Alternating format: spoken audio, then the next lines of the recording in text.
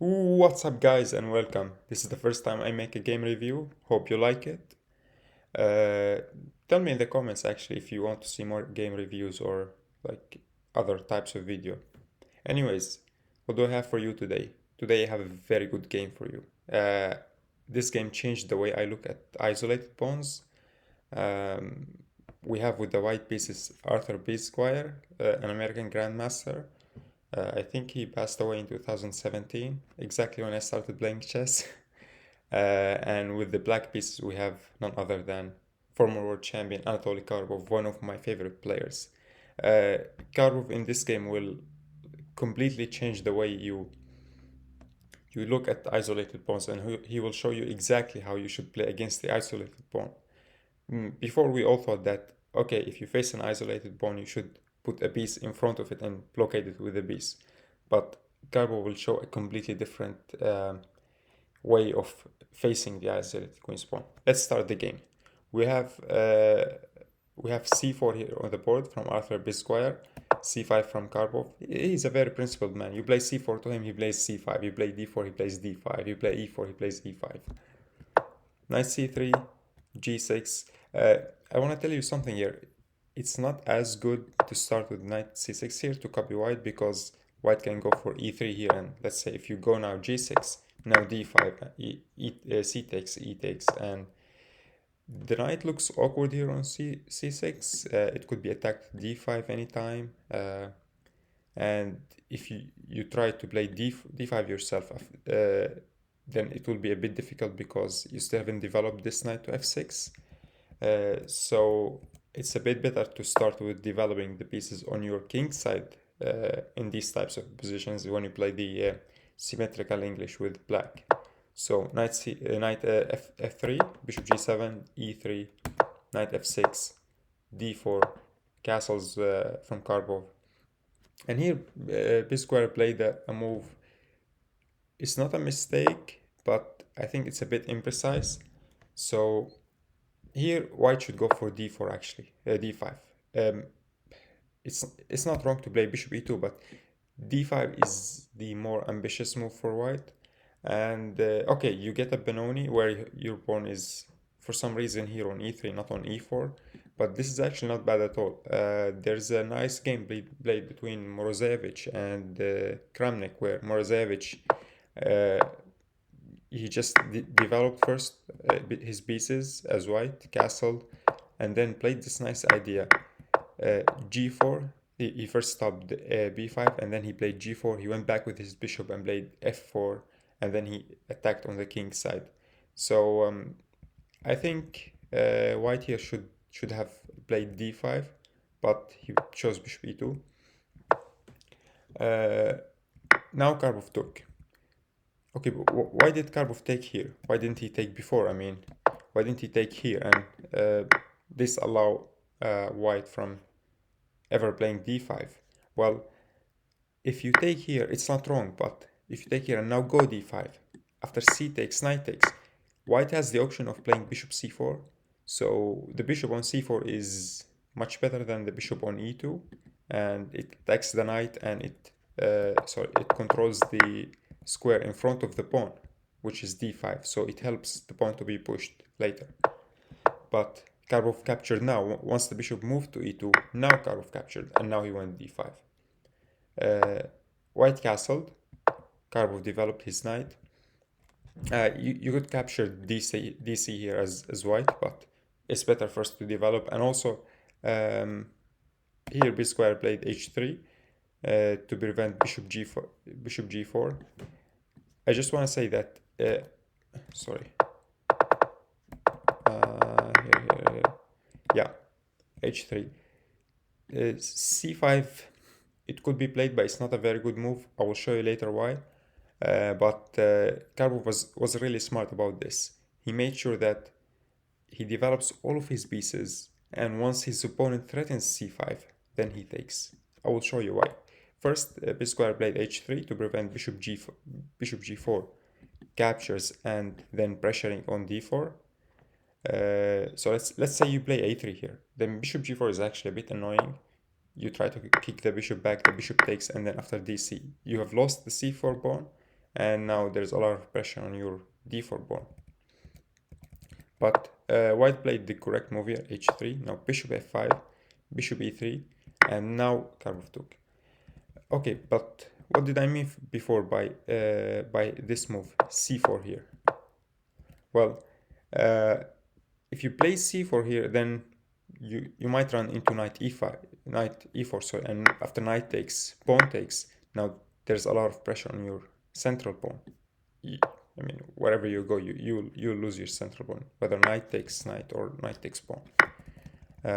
So you have to be careful. But now, once the d4 pawn is well protected, now Karpov captures. And after bishop takes, he plays a nice move, rook c8. This is a typical move.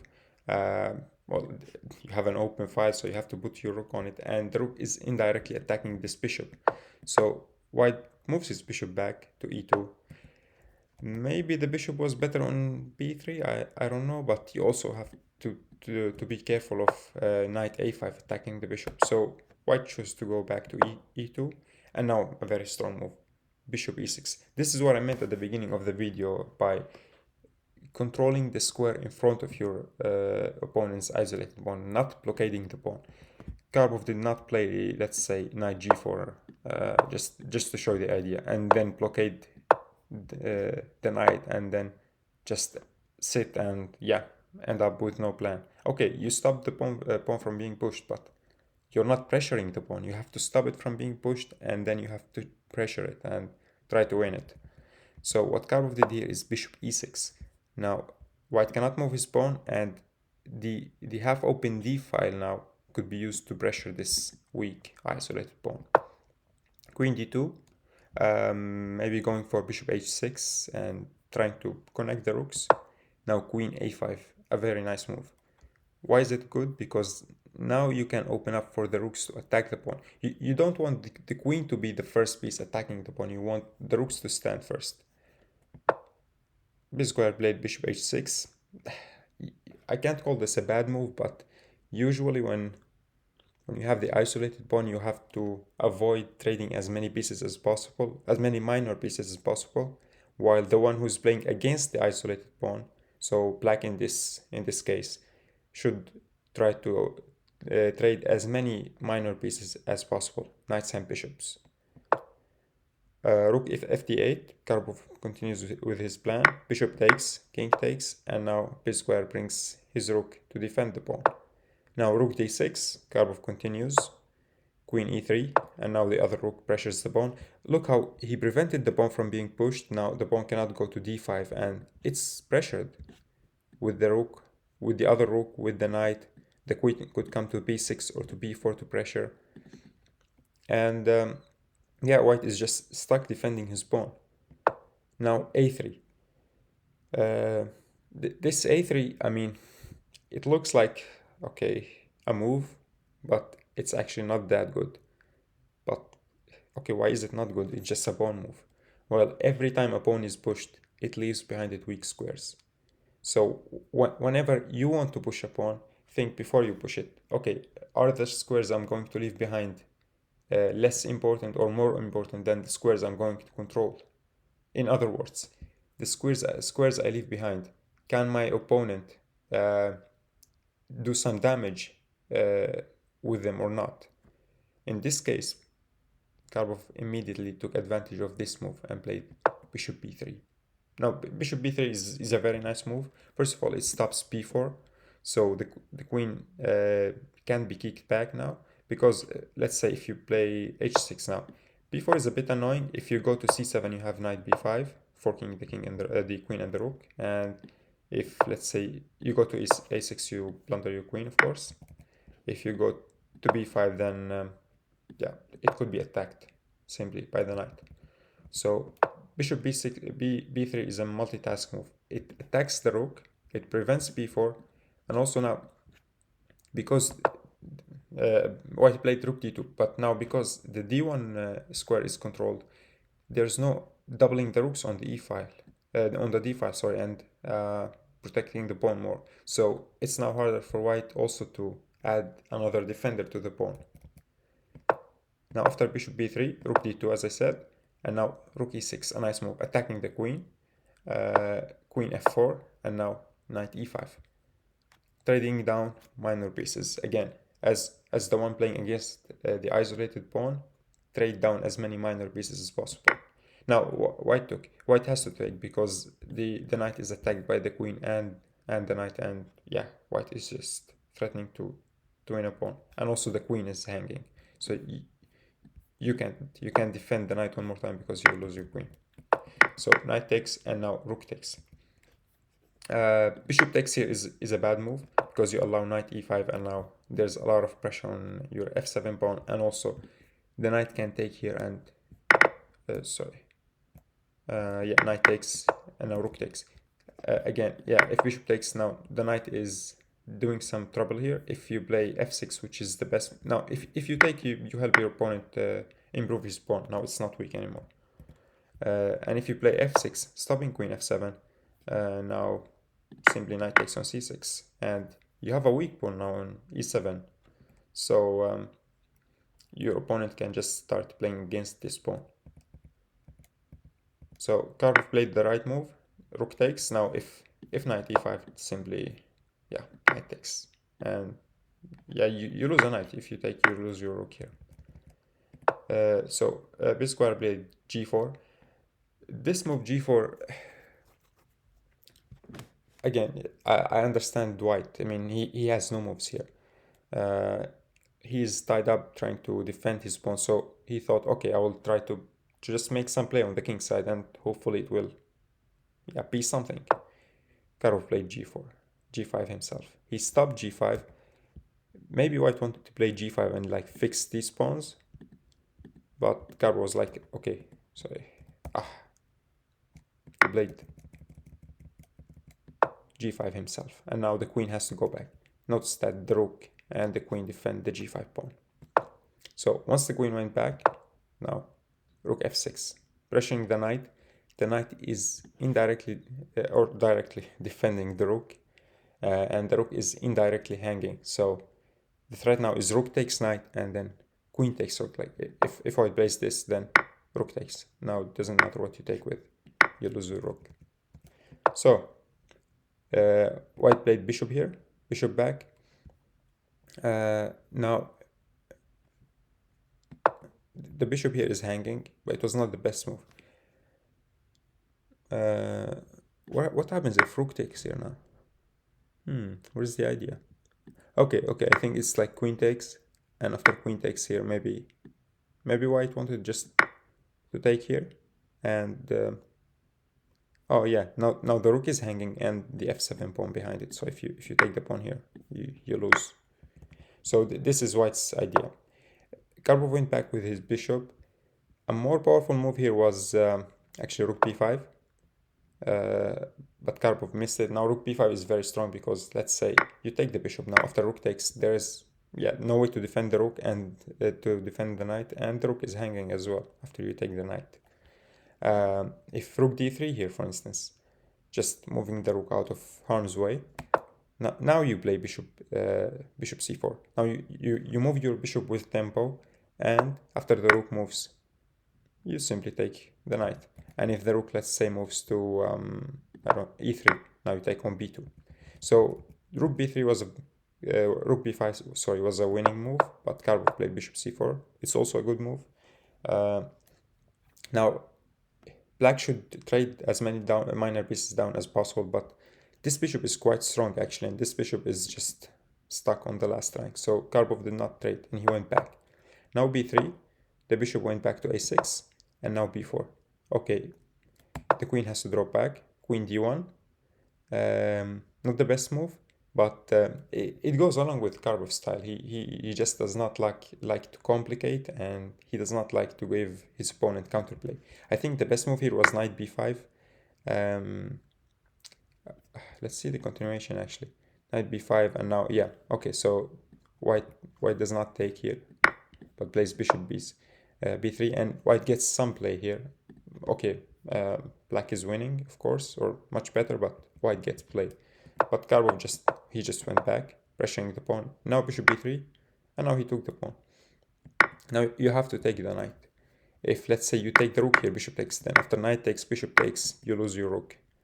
and it's not just your rook. Your position is very bad. You're down a pawn, and your queen is stuck here doing nothing on g3, and there's a lot of pressure here on the f2 pawn.